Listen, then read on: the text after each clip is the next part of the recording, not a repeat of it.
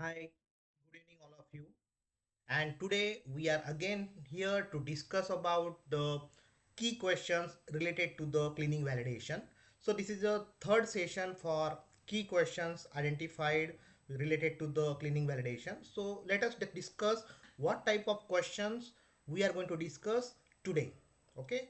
So today also I identified three key questions that many people or many companies are not following, but it is the expectation by the different regulatory agencies. So that is the reason I identified these three questions, and believe me, whatever the answers to these questions I will be going to discuss today, all answers will be in line with the regulatory guidelines, okay, CGMP guidelines. So let us discuss the questions. The first question we are going to discuss today is, do we need to perform validation of the cleaning process for product non-contact surfaces? See, basically when we discuss about the cleaning validation, we normally focus on the product contact surfaces, correct? Equipment product contact surfaces.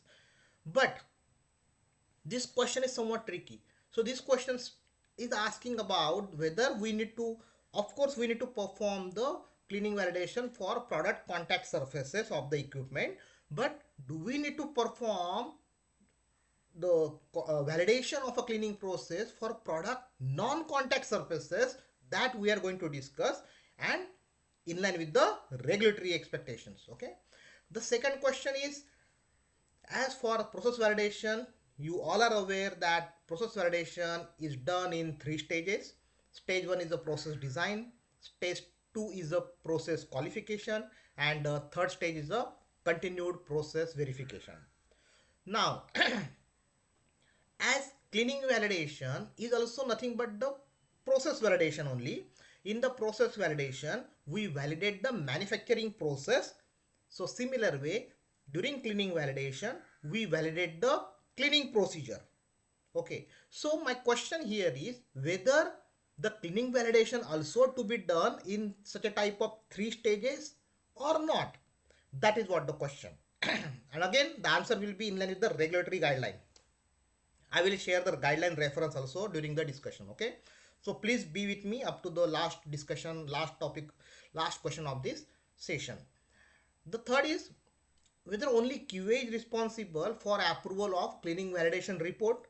See, many of you are all aware, that the document approval responsibility lies with the quality assurance. But the question is, the cleaning validation report, who should approve? Whether only QA should approve or somebody from the organization should be responsible for approval of the cleaning validation report, that we will discuss from today's discussion. This discussion will not be so long, it will be just a 10 to 15 minutes. So please be with me. Okay, so before going to further answers and these questions and all, so I just want to put a disclaimer that whatever I am going to put, it is in line with the regulatory guideline expectations. Whatever regulatory guidelines are there and what is their expectation, that I am going to share with respect to these three questions. Okay, so if you want to implement it, my suggestion, my recommendation is, please go through the details from the regulatory guideline, and then only you should refer it. Okay, and of course when you refer the guideline, refer the current version of the guideline. So this is just a brief disclaimer. You can go through the disclaimer in detail if you wish. Now let us discuss about the first question. Do we need to perform validation of the cleaning process for product non-contact surfaces? So where product is not in contact with the equipment, whether that non-contact surface also need to be evaluated during cleaning validation? The answer to this question is yes. Answer to this question is yes, as per the PDA technical report number 29. This is a guideline reference, and what is the expectation that I put here for your reference. So as per this PDA guideline, validation of a cleaning has focused on product contact surfaces.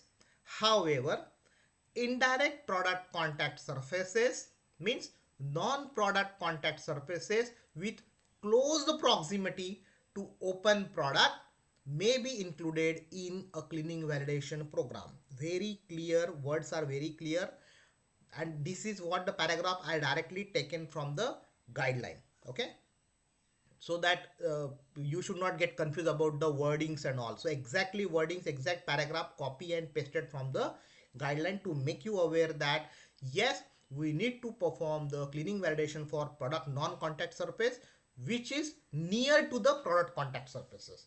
Now, which is a close proximity to the open product surfaces. Means what is mean by this? It means that, for example, if you are performing the cleaning validation of a coater machine, tablet coater machine or a dryer, so whatever the duct is there which is connected to the main equipment, that duct also should be free from the previous product because it is a close proximity to open product.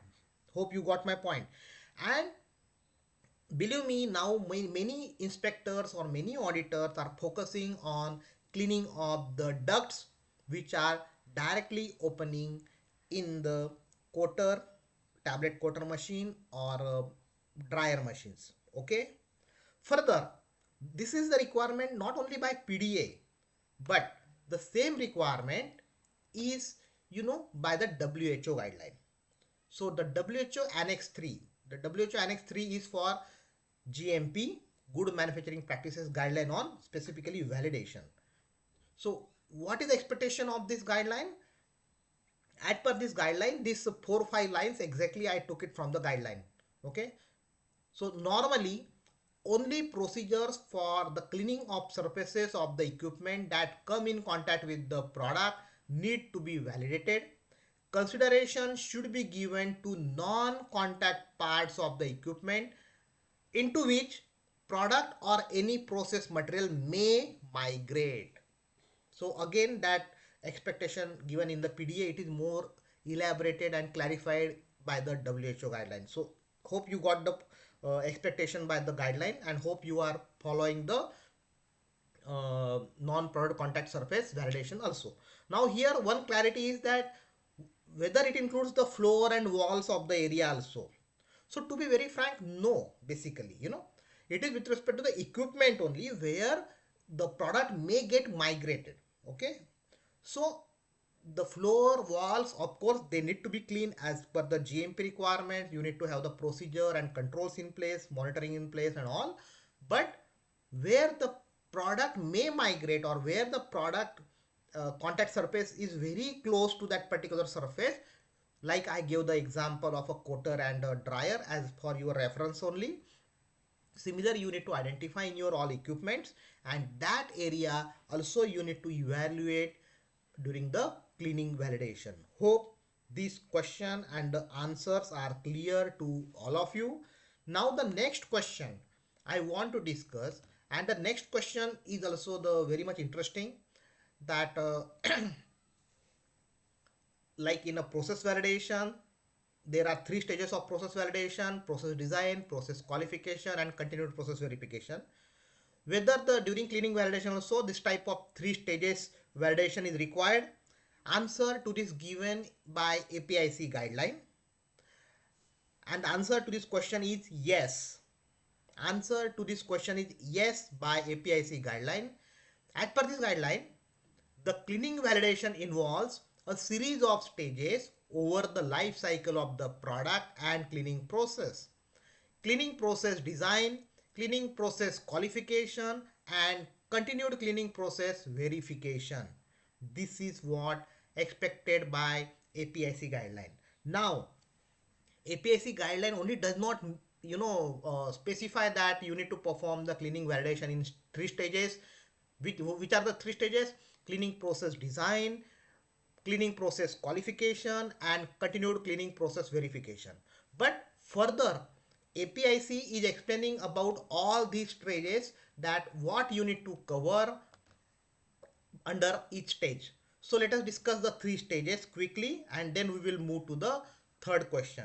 Why I am discussing this? Because most of the API manufacturers, they don't have the cleaning validation in 3 distinct phases. So that is the reason during with this opportunity through the video training, I just want to make you aware that this is the expectation by APIC. So Cleaning process design. So what you should cover under the cleaning process design? Cleaning process design intends to design, develop, and understand the cleaning process residues and to establish the strategy for the cleaning process control. The main activities in this stage are evaluation of the chemical and physical of the residue. So cleaning chemical and physical properties of the residue we need to evaluate. Further, determination of the most difficult to clean residue and evaluation of a residue solubility and stability. That all point evaluation will be under the heading of a cleaning process design. And the second stage is what? The second stage of a cleaning validation is a cleaning process qualification. In this stage, it should be demonstrated that the cleaning procedure works as per expected. So what are the activities we need to consider under this cleaning process qualification? So first activity is qualification of specific equipment used in cleaning such as clean in place system. Second, cleaning operational parameters like for example temperature, flow rate, pressure, etc. etc. Third point is identification of the most difficult cleaning locations. And fourth, of course, very important is the training of operators. So these points we need to consider under cleaning process qualification. And the fourth stage of a the cleaning validation, a third stage of a cleaning validation is a continued cleaning process verification. So under this stage, it should be demonstrated that the cleaning process remains in control throughout the product life cycle. And basically under this scenario, three major points need to be considered. The first is post validation monitoring. Second is a change control. And third is periodic management review. Now, my dear friends, I just want to make you aware that this guideline, APIC guideline, made so clear about the three-stage validation of a cleaning process or cleaning validation in three distinct phases.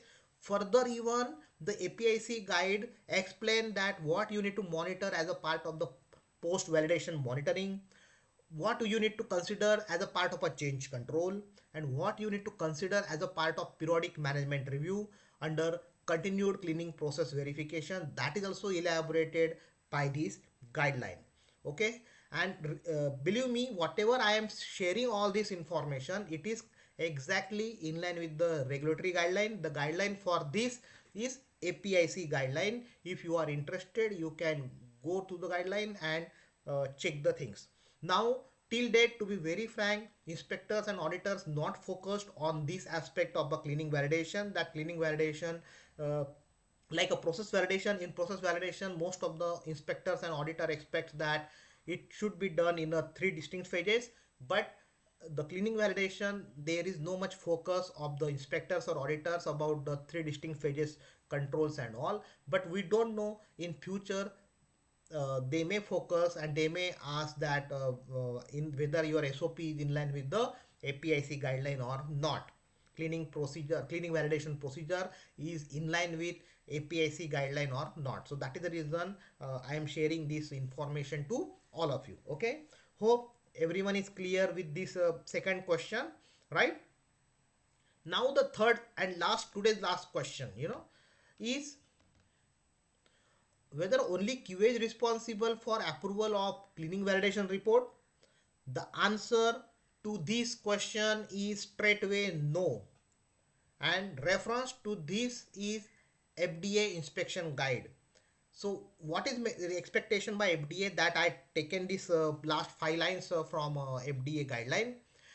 FDA expects a final validation report which is approved by management. Okay, company management should approve the final cleaning validation report, and which states and what it should contain. It should contain whether or not the cleaning process is valid. So it should contain that whether the cleaning process is valid or not, that should be specified in the report. Further, the data should support a conclusion that residues have been reduced to an acceptable level.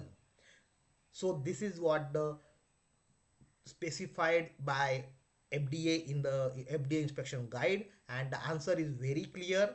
Again, this point is specified in the FDA inspection guide, but till date no FDA inspector focused on approval, who has approved the cleaning validation and all.